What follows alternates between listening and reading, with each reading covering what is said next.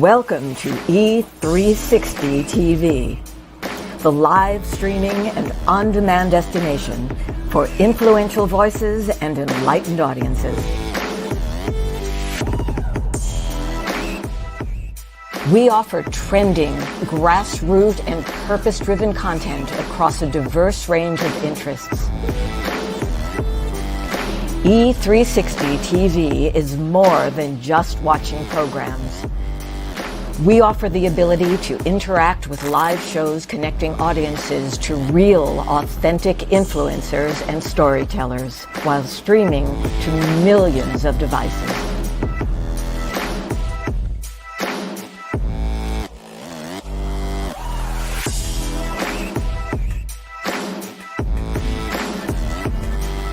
Real experiences. Raw conversations. One destination for it all. E360 TV.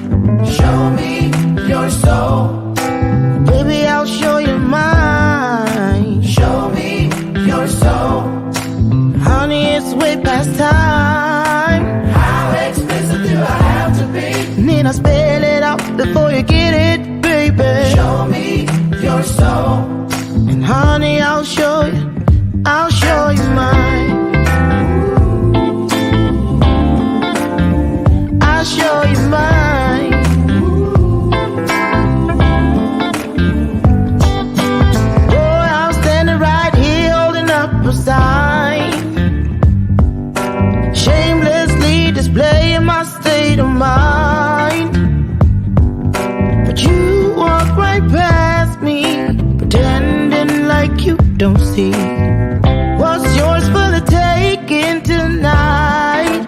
Ooh, show me your soul, baby. I'll show you mine. Show me your soul.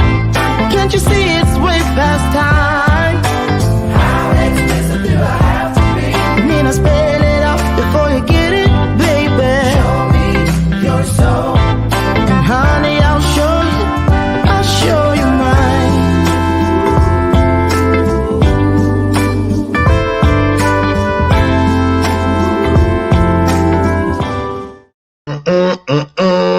I got on my gardening cap. Yes, I do. Got on my gardening cap. Yes, I was in the garden. I got cucumbers, y'all. And only one of them came out straight like the cucumbers in the grocery store. All the rest of them are like all curled and stuff. I don't know what I did wrong. So did I do anything wrong? Somebody drop it in the comments. Have you ever raised cucumbers? Have you grown them? I don't know the first thing about it. Well, I do now because, and it was just, but I'll tell you what too. It's a good thing I didn't name that cucumber because, you know, like people that raise pets that they eat later. I almost had a little bit of that. I didn't want to cut it because I was like, oh, my baby. But she gone. Right. Tow her up with put her some aged balsamic vinegar on it with some tomatoes and onions, and she was delicious. So I am just so proud because I didn't know I could do that, right? I used to help my grandma when I was a little one in the garden, and I bitched and moaned the whole time because of course my job was weeding. And so I'm very happy about stretching out of my comfort zone this year and starting my first victory garden. Welcome to today's installment of Bathrobe Moments. I'm your host, Lauren Michaels Harris. It is Friday, y'all. Thank you, Jesus. TGIF. Man, I tell you what, this week, whew. Why is it on those days when you can use a nap the most, you don't have the time to even think about taking one, right? So I'm getting all excited, a little bit nervous, which is a good thing. We know we're headed off to Las Vegas next week, my husband Brian and I, going to, of all places, who'da thunk, the Star Trek convention. So excited going there, invited by, oh, let me get it. I got a little thing here. And they don't actually look like this, but they probably will next week. The Gaze in Space group, headed up by visionary founder Dan Devey, will be there. Celebrities from all the shows, the movies, and just a bunch of fun people. So excited. And let me tell you something. Why I'm so excited about this. Gaze in Space asked me to come and host a VIP party in the penthouse there at the Rio on Thursday night. We are reenacting from season 3, episode 10 of Deep Space Nine, the Gratitude Festival. So I am the what do you call that? What am I? I keep getting that word wrong. The presider. I was going to say predecessor, public school. The presider of over the Gratitude Festival. So I get to like march through, and you should see the costume I started. I put my own together. Now they tell me that the Deep Space Nine makeup people will be giving me a Bajorian nose, like I need it. Okay. Have you seen this thing? So they're going to give me a Bajorian nose. There's a Bajorian clip-on earring, and I went and did the rest. I'm ready for them. I am ready for them. So I'm just practicing how to do this. I can't make my fingers do it. I think you know how they do. Almost. I can't do it. I can't do it yet. So anyway, that, and I'm going to bone up on Star Trek knowledge this weekend, but we're headed. So please send us traveling mercies, pray for traveling mercy, send us love light as we head off next week. So thank you to Dan Devey. Real quick before we get our guest in here today, JB JASSO. It's going to be an exciting day today. I wanted to send a shout out to 2 people. I did not even know until yesterday that Robert Garcia, Dr. Robert Garcia, my business coach, good friend, I was texting him like nothing. And he goes, well, Lauren, it's like so many days or something different. He's in Korea. I knew he was active duty, not active duty. What do you call it? A weekender. Reserves. Active reserves. But I didn't know he really went places once a year, apparently. So he's in Korea. Thank you again for this cover. For Shift Magazine. I'm so, you know why I'm so proud of this? Because I'm the first openly gay service member to be on the cover and the first African-American male. So, you never know. You never know, right? Back when they were sticking me out in the hallways for disrupting the classroom. And what grade was that? Kindergarten, 1st, 2nd, 3rd, 4th, 5th, 6th, 7th, and 8th. After 8th grade, they just started kicking me out. Not the room, the school. So anyway, hey, you never know where it's going to lead, right? So JB JASSO is here today. Now, I spoke about military, Dr. Robert Garcia being deployed, me having been in, and so many of you watching today. JB's still in there. Not for long, but still in there. Let me tell you a little bit about Master Sergeant JB JASSO III. He is a native of Long Beach, California, and he enlisted in the U.S. Army on September 16th, 1998, as a chemical operations specialist. What in the world?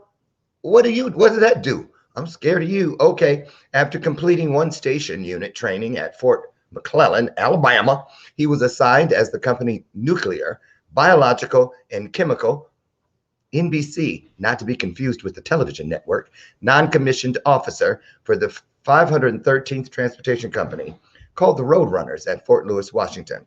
Now, I'm going to stop right there and let him fill in the rest. Why? Because these military bios, let me tell y'all, it's the same reason I still have read my copy of Hunt for Red October. Because you're on the first page. When the submarine known as the S-4216G44 dove into... I'm like, I can't picture that. I can't follow that. That's why, I couldn't do half of the things that these big wigs in the military do, the Marty Martinez's and the James Phelps's and the JB JASSO's. I'm glad I was stuck behind a desk spending money, something I'm good at. That's what I did in the Air Force. I was a procurement officer. So it was easy. They knew where my superpower lied in just spending money. So anyway, JB is here. What an incredible story. I met JB when we were both guests on the show Lounge with Legends, which is hosted by Marty Martinez and James Phelps. I meant to say that in reverse, James Phelps, then Marty Martinez, because James is really the lead guy there, and Marty, he just shows up when he wants to. So JB paid me to say that. I'm just saying, Marty, don't come after me. So there. So anyway, without further ado, another first timer this week, y'all.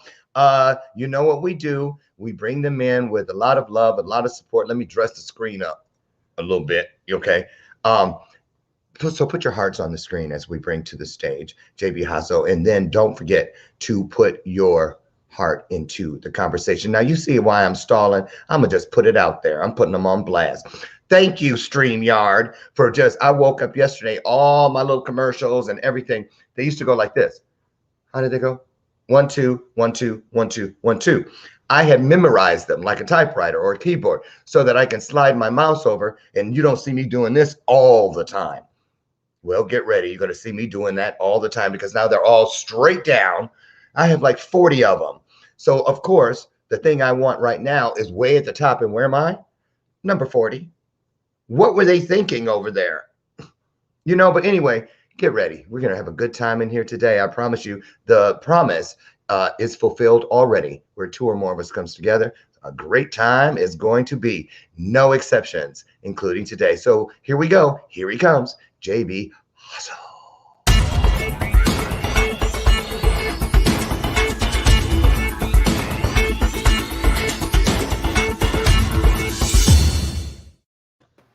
Oh, I'm backing us off because you got big shoulders. We can't even fit all those in the okay, I got to back off. How you doing, JB JASSO?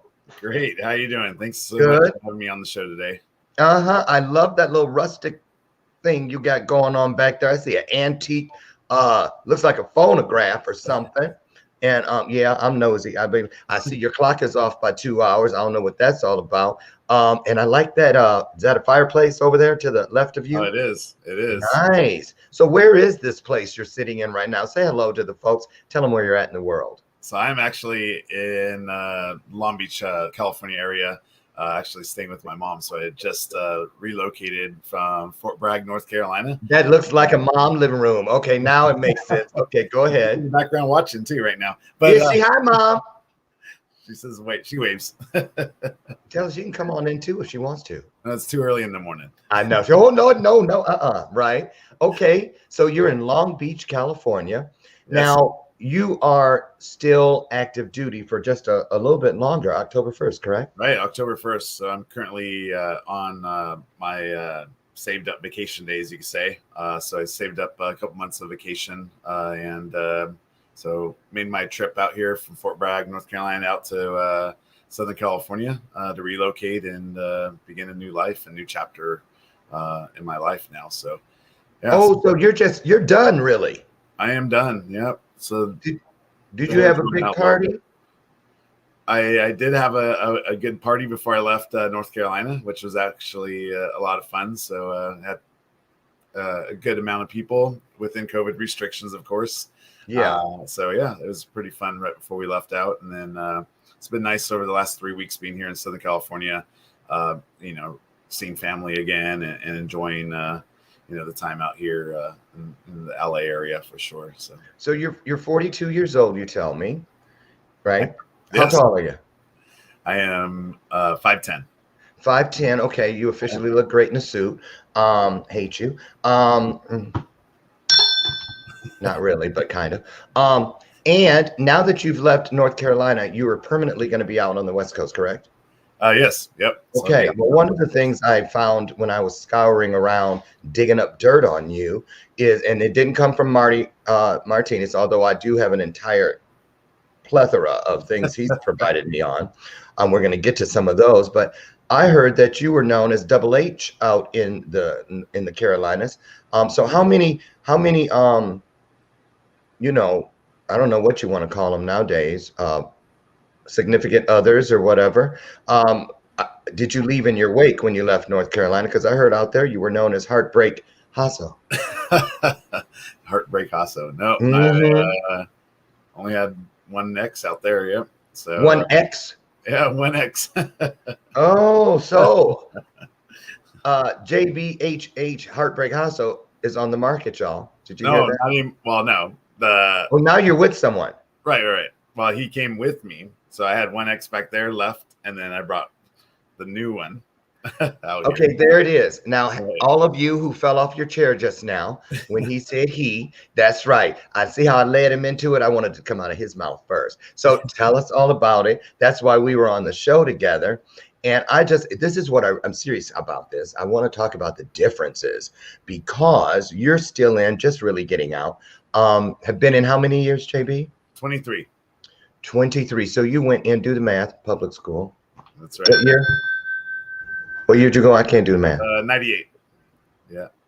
Carry the 4, divide by 2, x equals. Okay, yeah, you're right. That's what it was. So anyway, when I was in the 80s, don't ask, don't tell. Ooh, let me just put it this way in a nutshell. It was so bad. It was so bad. I didn't realize how bad it was until about 7 months ago when I was at the VA and I was talking to a counselor about something, and they went into my file and they saw where there was an incident because I was gay. And she saw the way that they handled it, because they handled it bad. I'm not kidding you. Came to my dorm room, arrested me. Took me in, and then put me in temporary officers' quarters, restricted, brought me my meals, towed my car so I couldn't go off, pay all kinds of stuff. And that started the process of me wanting to get away from there. And when they went back in and they took a look at how they handled it, lo and behold, see how God does things? Now, thanks to what they did, I'm 70%, going for 100, 70% service connected. But what was really exciting to me about this, if anything about the outside of the money and stuff, was that they're now trying to go back and fix some of the things they did to people who are, LGBTQ, back when they did not know better, or let's just say they may have known, but they were not doing better. Tell us a little bit about how, at what point of your career did you transform from heterosexual appearing, well, not even appearing, because you have 2 children, you've been married, boom, boom, boom. Talk to everybody about that, because you know how they are. How? Now, wait a minute. He had to have known. I know you get that all the time. I'm going to just let you take us through the story. I've got a banana here in my shake, and I'm ready to just Orville Redenbacher.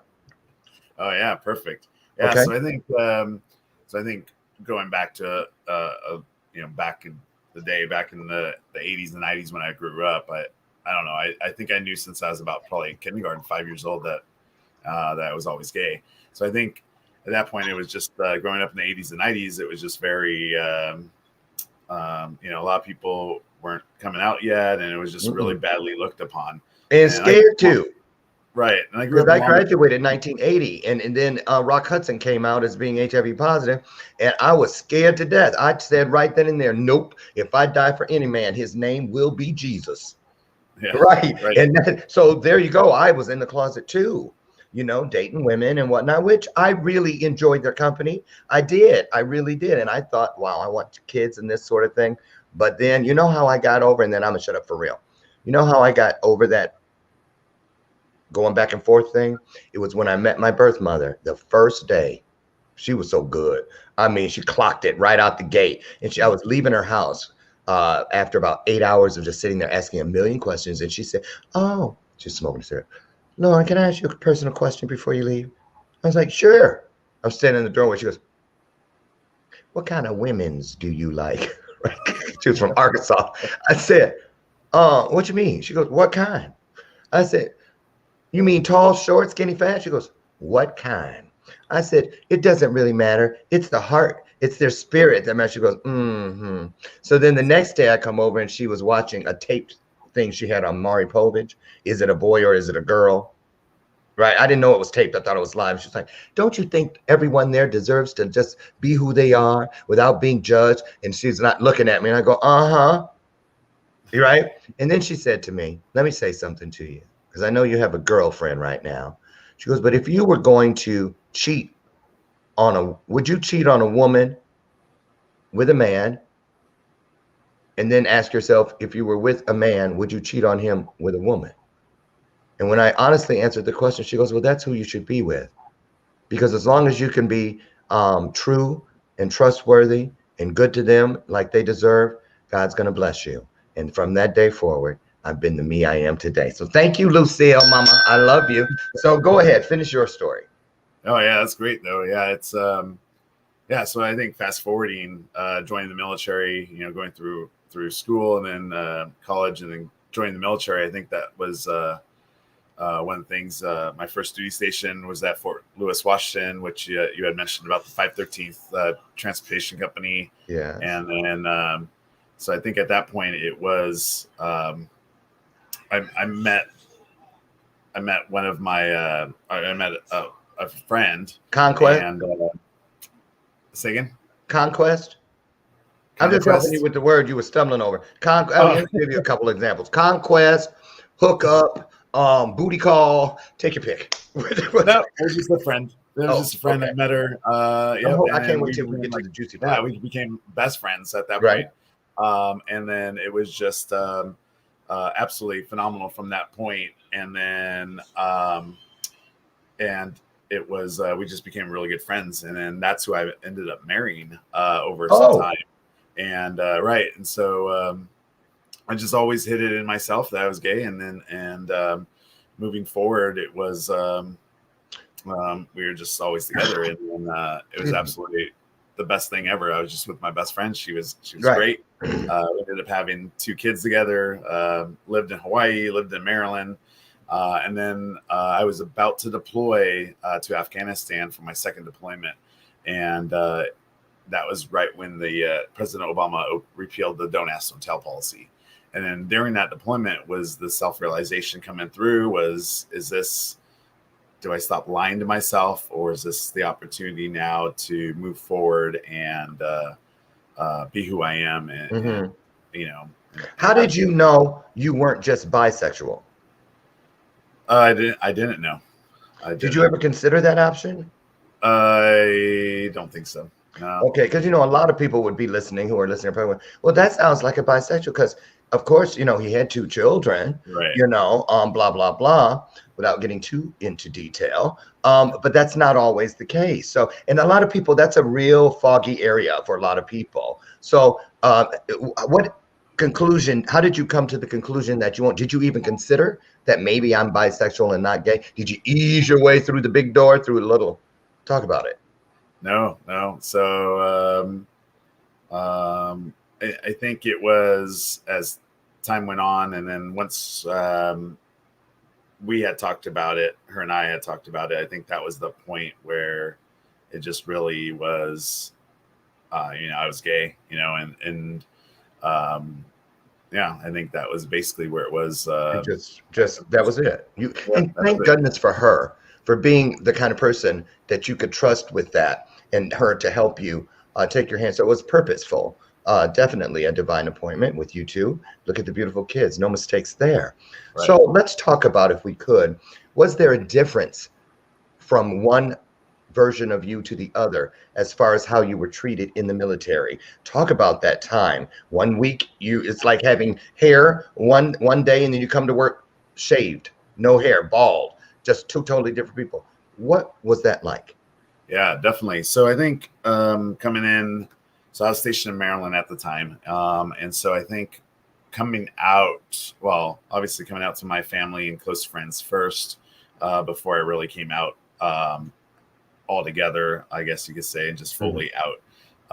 So at that point, my wife at the time and we decided at that point to get divorced. And so we were going through that procedure, or that process, I guess you could say. And as we were going through, I had made the transition from Maryland down to Fort Bragg. I'd gotten selected to become a member of the Joint Special Operations Command. Okay. And so when I went down to Fort Bragg. Now that's a big deal, right? It was a huge deal, right? Yeah. So, and what kind of people are in there? Tell people that don't know. So the Joint Special Operations Command consists of some absolutely phenomenal and elite special operations badasses, the top military people, right? Right. Throughout all branches. So Army, Navy, Air Force, Marine, I guess now maybe Space Force. I don't know, but right. So yeah. So so you go through a selection process, an assessment selection process, and get selected there. So absolutely phenomenal unit. So really the best of the best go there. So were you out when you got selected? So I was not out when I got selected. Okay, go ahead. So I had gotten there, still kept it a secret. Within my first week there, my sergeant major, so my top enlisted advisor for my section, he pulls me into the office, and I had known him for a long time, and he's like beating around the bush a little bit and like trying to talk about moving forward, and I could tell he was trying to ask me if I was gay, and so since I had known him for a while, and me being me, I just was trying to wait for him to come out and say, "Are you gay?" So I was like, I could tell, start seeing the sweat coming down his forehead, and like, so I was like, so after a while, after some sweat was coming down, I'm like, "Hey, are you trying to ask me if I'm gay?" And then he's like, "Yes." And then I was like, "Okay, yes, I am." And then told him the backstory and everything. So I think at that point, he gave me one of the best, as a brand new gay, I guess one of the best advices that I could have gotten during that coming out process was be yourself, be true to yourself, and don't let being gay define yourself. And let it be a part of who you are. But let's move forward, and let's say you're JB, the amazing, soldier that's doing phenomenal things at the Joint Special Operations Command and making a difference in the world, and doing whatever our nation needs us to do, rather than JB, the gay soldier. And so I think that was how we went forward with that within the Special Operations community, because we didn't really know, none of us knew, like my leader, like how the Special Operations community was going to treat an openly gay guy. Right. We're the most elite, hua, and so how is that going to be for us, for me? And I think what really happened was, once I really, I didn't go up to people. I'm like, "Oh, hi, I'm JB. I'm gay." By the way. Right. So I think that was the process, was like me showing who I was, building a rapport with folks, with my colleagues, and then moving forward. And then as time went on, people realized I was gay. And I think it made them realize, those that weren't really supportive or didn't know a lot about the LGBTQ community, to now be learning from me and being educated. And it was a lot of fun teaching a lot of people about, the community, and, gaining allies was really big for us, or for me. And, even going out on, work trips, we would be all over the world, from Australia to the UK to wherever. And I would have some of the best and the most elite special operators in the world. We'd all come together, and like we'd go to like bars and pubs and stuff, when we weren't working. And they would be like, "Hey JB, let's go to a gay bar. Since you're gay, we can go to a gay bar." I'm like, "Okay, let's do it." Get in with you. Yep. So we have fun. Yeah. Oh yeah, that's right. Because like all the straight, single ladies are always at a gay bar. Yeah. So I think it was a lot of fun. We had a tremendous amount of support, and I think that allowed those operators who ended up going back out into the general purpose army, or the military, you could say, it gave them a better perspective. I talked about, staying healthy as a gay person, make sure you're doing STD testing, make sure you're on PrEP, to prevent HIV, and all these different steps. And I was very active in Morning, honey. So what about this? Now, you've given us several glowing reports of how supportive people were, so to speak. But what about when you first noticed the behind the hand whispers, the side glances, as it moved like it will? All negativity things move at light speed, rumors and all that kind of crap. When you could tell that people were looking at you differently, because that is a real thing. I've actually done a speech to a group of HIV positive people in Indiana once, and I entitled it "The Look." because people had told me about that, how they can just tell, how people give them so did you, well, I know you did. Talk about how that made you feel and how did you approach that? Yeah. So I think initially it was hearing, obviously the rumor mill going around, or like Marty would say, the coconut wireless, or those in Hawaii would say the coconut wireless, going through, especially through the special operations community, everything news goes, fast. I think. Did anyone think you shouldn't be? Well, remember this question too. Tell us if anyone thought you should not be in there now. So what's he doing here? That kind of thing. I knew of one person that had said I did not belong, but I didn't know who the exact person was. But I had heard. Of course not, coward. Right. So one person felt that those people don't belong in the special operations community. But I think what I ended up doing was, as it spread, some of my close allies and some of my closest colleagues I sort of felt it the reverse way. They were a little upset with me because they were like, we built such a big rapport and trust that you didn't trust to give me big news like this. It didn't come out. Right. So a lot of my friends and a lot of my colleagues, my peers or superiors were really, like, I guess, offended, you could say, by about the secret. Right. And then being excluded and hearing through the coconut wireless from somebody else, and so I think I had a lot of those as I came out. There was a lot of those bar moments where we're at having a pint and, people would be like, are you really gay? Like, why didn't you tell me? No, you ain't. And that's another part. What about that? Did you have homies and stuff, people who kept saying, even women? I remember back then during that part where it was like still becoming, it was, let's say it was germinating in the garden around me. And I had everything from women saying, took it as a challenge. You might not really even be gay. I bet you if you haven't had a real woman yet, that's all it is, that kind of thing. And then straight guy friends would go, are you sure?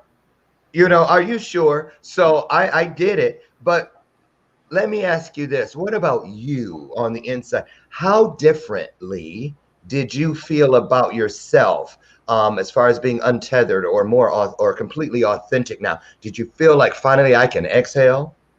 Yeah, definitely. It felt like obviously a pimple being popped, I guess you could say. Yeah, so it was a big relief. It was now being who you were. But it took a while for me to get to that point because it was that transition phase. I still wasn't I was still going through the divorce, so I couldn't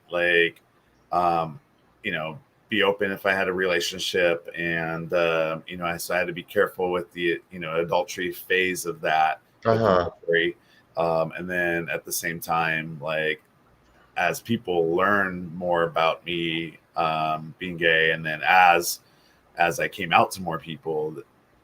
So it took a couple of years for that relief to happen before people knew who I was. And I think my family understanding, and my close friends and as we move forward, because I think through this phase, I mean, you do lose a lot of friends. Yes. Family looks at you different, friends look at you different. Right. So how do you get through that is really important. And so I think I talked a little bit about what was it that got you through that? If you could put it one face on that, what do you say that was? I'd say some of my closest friends were probably the biggest support system. So your support system. Okay. Yeah. So you had how many years that you were closeted in the military before you? So 30. Oh, in the military. Probably about I guess 11. So 12. Pretty halfway point. Yeah, right. So how was the first half? How was the second half differed from the first half? From the outside in and from the inside out? What would you say the number one difference in your life has been? I think, like you said, authenticity is huge. So now I didn't have to portray that I was somebody else or act like that I was somebody else. So I was my true self now. Felt good, didn't it? Right. It did. It felt absolutely amazing. Jimmy, did you ever say, man, why'd I wait so long? Sometimes I do. Yeah. Sometimes I do. Yeah. But Yeah. I think at the end of it, like, I enjoyed the first half of my career. I enjoyed my marriage, enjoyed having 2 kids, you know. Yeah. So I think after when I came out, I think that was probably one of the most, or it is the most lonely time that I've ever had in my life. I think I was all by myself, you know. So when we were separating, I moved. I was alone. People all didn't know that I was coming out yet, or had come out to my family, and broke up my marriage and broke up my family. And so I think that was the most alone, and probably the lowest I've ever been in my life. Not getting a lot of support was really hard for me. Literally flapping out in the wind by myself, like trying to move forward. At that same time, trying to move to North Carolina from Maryland. Trying to get my family, because they decided to move to Washington State. So from Maryland to Washington State. And but it was just a lot where I was just by myself. And so, you know, a lot of questions of people, why I did this, to why did I break up my family, to How could you? Right. What kind of father? What about those children? And speaking of, when we come back, we're going to take a brief commercial break. When we return, I'd like to speak to JB about the delicacy of breaking this news to your children. That and more when we return. Don't go away.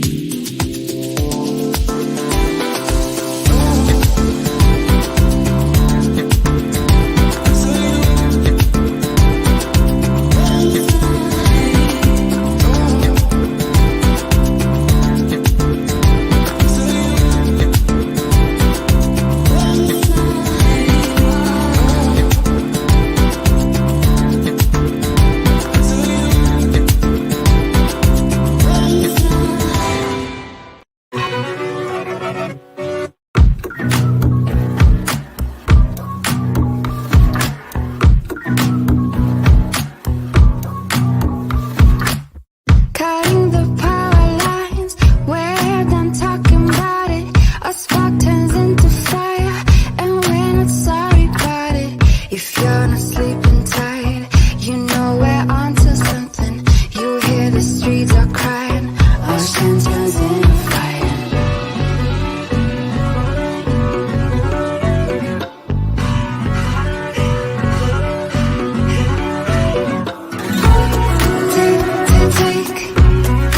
Take it to the streets, hit, control of the wheel. Take it to the streets, hit, control of the wheel.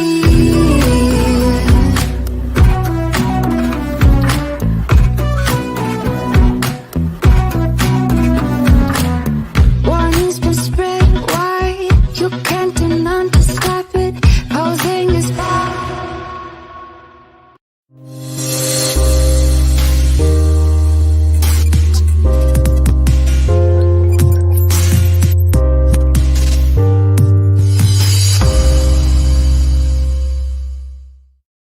Welcome back to today's episode of Bathrobe Moments. I'm your host, Lauren Harris, and I wanted to say thank you to Heart of Hollywood magazine. You can pick up your copy of this wonderful, wonderful, wonderful magazine right here at heartofhollywoodmagazine.com. We are so excited to be featured on the inside back cover.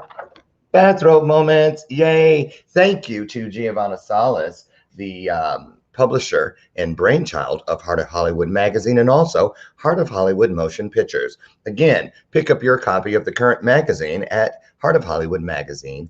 JassOlive.com. You won't be sorry. Our guest is JB JASSO today. Welcome back, JB. So before we went to break, we were talking about all kinds of things regarding transitioning out of the military into civilian life, the coming out process for a LGBTQ plus person in the military. And now we're going to touch on one of those real delicate subjects about how does a person, and this applies to anything. I have an alcohol problem. I have a child I didn't know about. I am gay. All those kinds of things. Anything that was a secret, anything that was in the dark. Talk about how it came about and how you feel you handled it by breaking it to your children or child, however it is. I don't know. Yeah. So I have two children, so 14 and 8. And so I think so the oldest is my daughter. And so I think my ex-wife actually let her know and, broke the news to her, just not too long ago, probably about 2 or 3 years ago, actually. Mm-hmm. So I think that was the,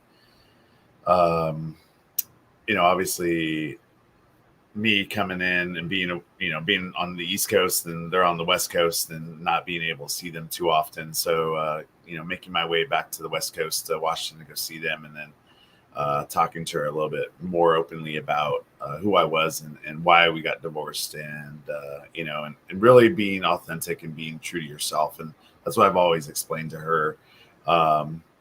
So I think as I've been able to see the kids more, and then they're actually with me right now, they're asleep right now. But so I think we really enjoyed the time together, and really me teaching them about authenticity and be who you are. It's okay to be, whatever you want to be, and whoever you want to be, and however you want to act and be. Just be you. Right. And so I think that's been like the biggest thing. And as my daughter goes into freshman year of high school, I think, it's been fun because, it's like, we'll talk a little bit about fashion. We'll talk a little bit about keeping up with the Kardashians to music and different things. And so I think it's been fun, like, especially on this trip as she's getting ready to go into high school. I think it's just been a lot of fun, like, talking about different subjects that, and different things that I would say probably, most straight guys probably wouldn't be keeping up with, and right. How did I know? That ain't a guy thing. Right.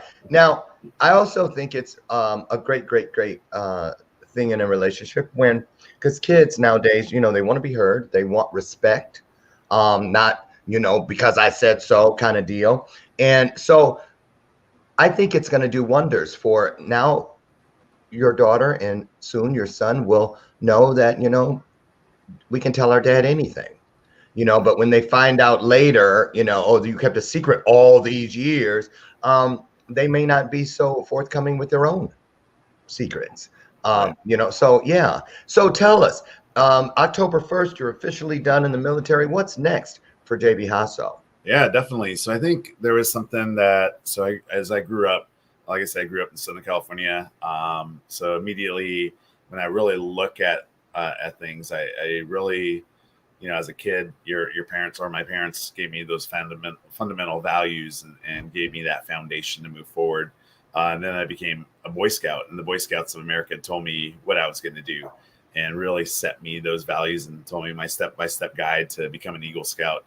And then I joined the military, and the same thing, the military gave me the Army gave me those values and told me that step-by-step guide to have a successful career.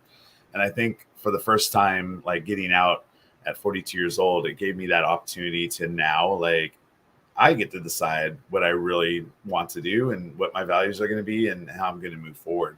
And I think that was big for me was, man, after 23 years of service, some hard times, some good times, and all those in between times.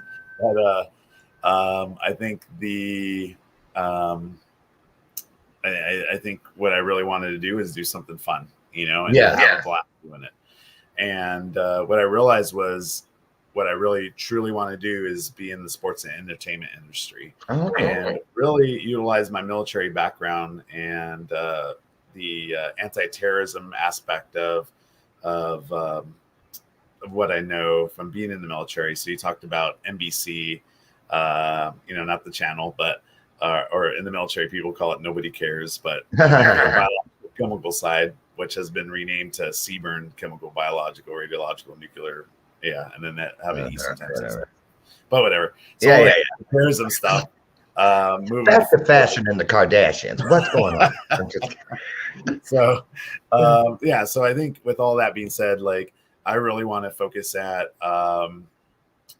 stadium or venue operations. So I think that's really important as we go into a stadium or a venue. I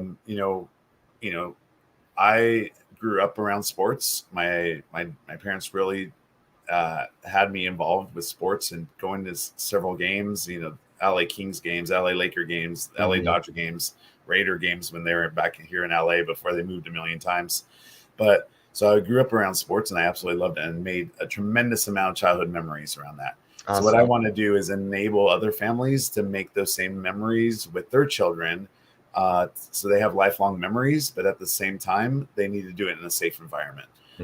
So they don't need to go like those kids that went to Manchester, England and went to the Ariana Grande concert and got blown up as they were leaving.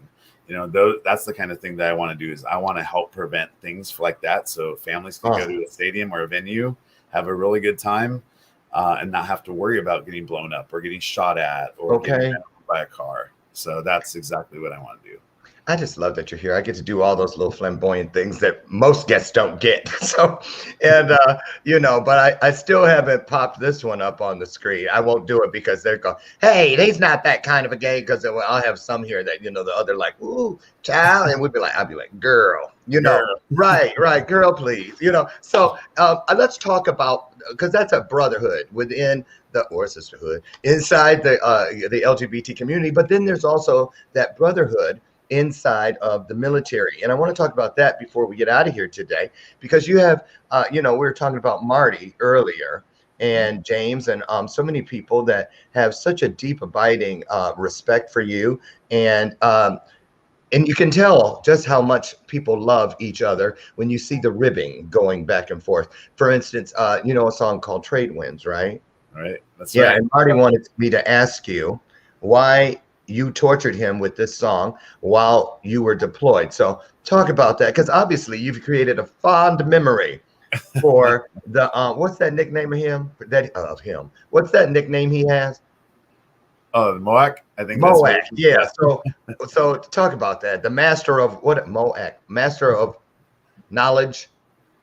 Moak. Master of all knowledge. All knowledge. Yeah. That's what it is. Okay. Yeah. I don't know why I remember that. So talk about that brotherhood and those friends that lifted you even higher on their, up or carry, whatever they did, and talk about what that means to you, that those people, the relationship went from great to greater, it seems. Yeah, I think so. So I think back in Hawaii, so I spent 8 years in Hawaii. And so that was, I spent 8 years, 2 infantry units.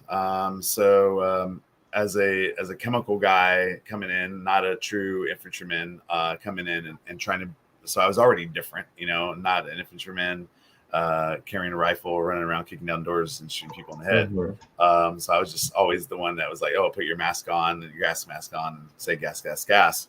But, so I think building a rapport with the infantrymen and that trust was absolutely phenomenal, or was absolutely key for me to be successful within that unit. And as I was doing that, I just met some of the best people ever. And I think out of my career, my time in Hawaii with those 2 infantry units, those were the closest I ever got with anybody. And I think Marty, to be included, like I served with his brother as well. My first infantry unit deployed to Afghanistan with his brother. Marty's brother. Yeah. There's more Martys out there. Yeah. Warn me before you. Oh, okay. Yeah. Turn that around. Yeah. And then Marty, I did Iraq with. He was my company commander at that point, and then served with him. And being out there in those rough conditions really brings people together and really close. And, when you talk about secrets and you talk about knowing each other, that's the people that you deploy with. Those people know everything about you. And I think that brotherhood, when I said I was alone when I came out, that brotherhood was there to help me get through a lot of that. Even as I retired and in the retirement process, Mm-hmm. you felt alone in that process. They're there to help you. I was there when I cried and had those moments of like, oh no, I don't know what I'm going to do or whatever. They were there to help me. So we do have some great stories to tell. And like Marty was talking about a Pepper song. So Pepper is a band in Hawaii Right. that I fell in love with. And one of their songs was Trade Winds. And so, yep. So I had that as a ringtone on my phone. I think one of the alarms or whatever. Yeah. I'm horrible at waking up. And so I have to have like 10 alarms. So like today. Oh, they told me about that this morning when you were, I was like sitting here going, is he going to come? And I said, I think he overslept. They were like, I wouldn't be a surprise. So anyway, then I really started. I was like, oh Lord. So I get it. Hey, take this one. And because you're about to segue into yet another chapter, another season, another neighborhood of your journey. And how important do you feel it is moving into these new beginnings that we represent our best selves through the lens of truth, because somebody out there right now has something they're holding on to that they really don't need to. It still amazes me and boggles my mind how much power, death grip power, a secret has over you until the moment you speak it. You know how we can speak things into existence? We can eradicate things by speaking them into wherever they need to really be, but not inside our lives. Talk about that if you could.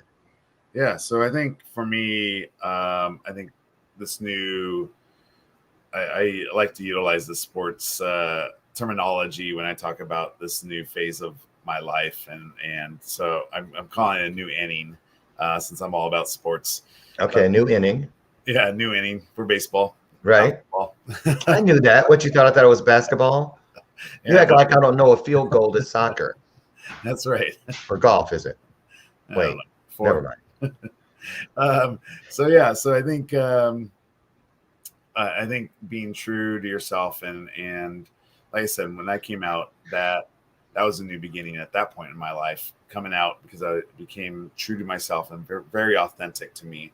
And I think, as I begin this new beginning, like I'm very truthful. Like there's companies that come out to me like, oh, you want to come work for us or you want to do this. And I don't want to be unhappy. And I think being truthful to yourself and being authentic, and life is so short. And then you never know, I've had lots of friends that, have passed away, and at young ages. So I think life is very short and you have to be truthful to yourself. You have to be happy. You got to live your day like it's almost like your last day. And that's exactly right. I think enjoy every day and seize the day, you could say. And I think that's really important to me is like, so I really don't want to work with Department of Defense. I did 23 years of working with the Department of Defense. And, there's companies out here that are like, oh, you should come work for us. And I was like, well, I don't really want to work with the Department of Defense. So, yeah, I did the military. I enjoyed the time in the military. Yes. I was a military brat. Enjoyed that time. So now I just want to enjoy time with my family and my kids and build new memories outside the military. So I think and you know what I think is wonderful? Right now, you're moving into the place where you're bringing it all together, where, you're not the military brat, JB. You're not the closeted double life, JB. You're not the gay person, JB. You're just JB. And that's a wonderful place to be in life. It took me 50 plus years to get there, and I'd never go back. I'd never trade it. I love everything about my world today. I love everything that my world is becoming tomorrow. So if you could say something to a parent or a supporter or a family member or a friend of a young person who is, finding their way, whether it be no matter what, sexuality or their gender identity, what they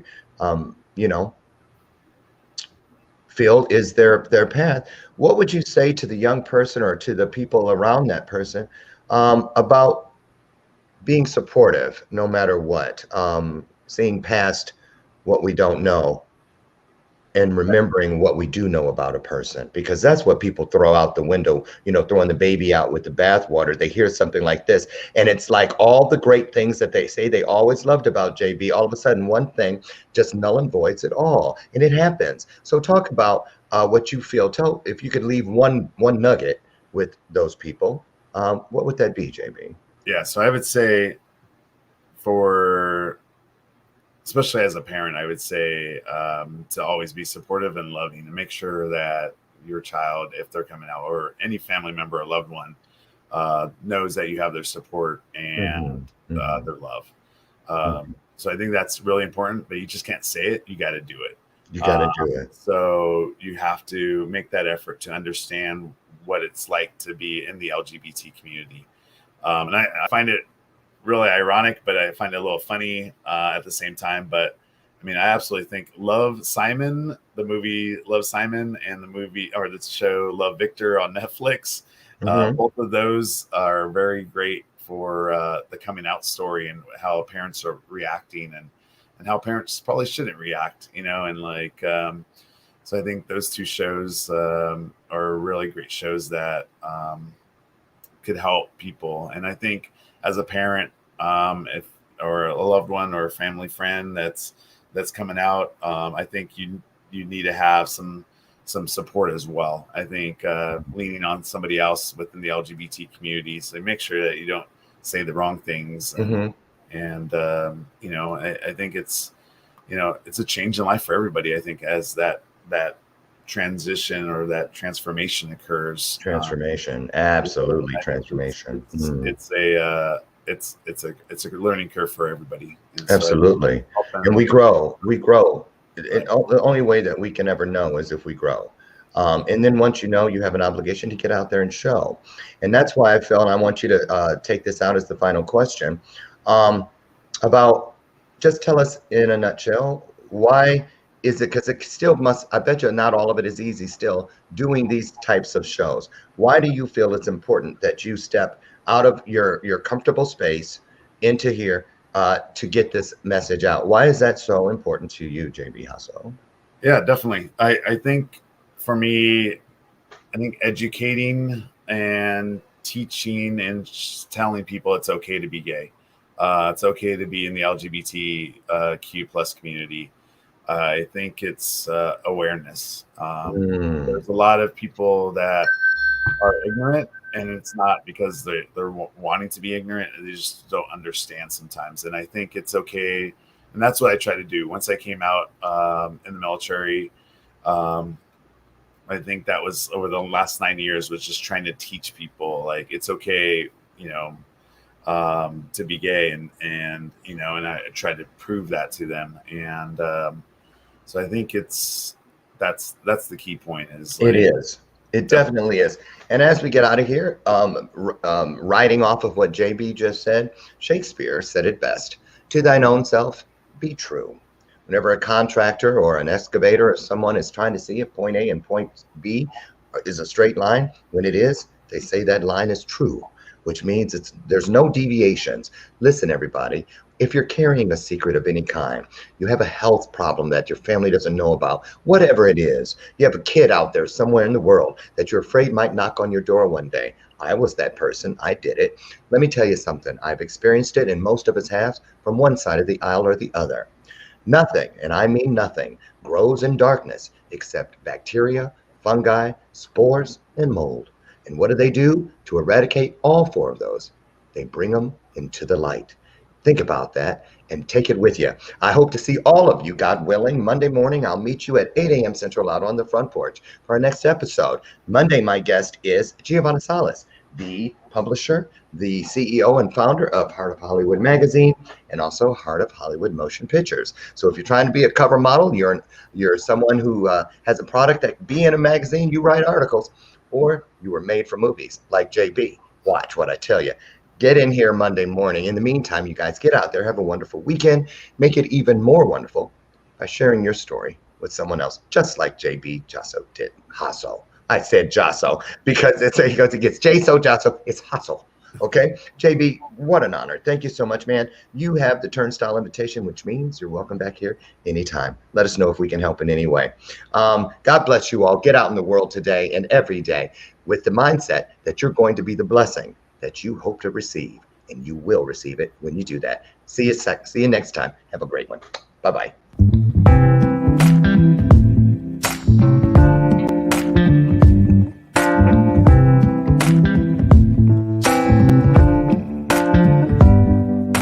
Show me your soul. Baby, I'll show you mine. Show me your soul. Honey, it's way past time. How expensive do I have to be? Need I spell it out before you get it, baby? Show me your soul.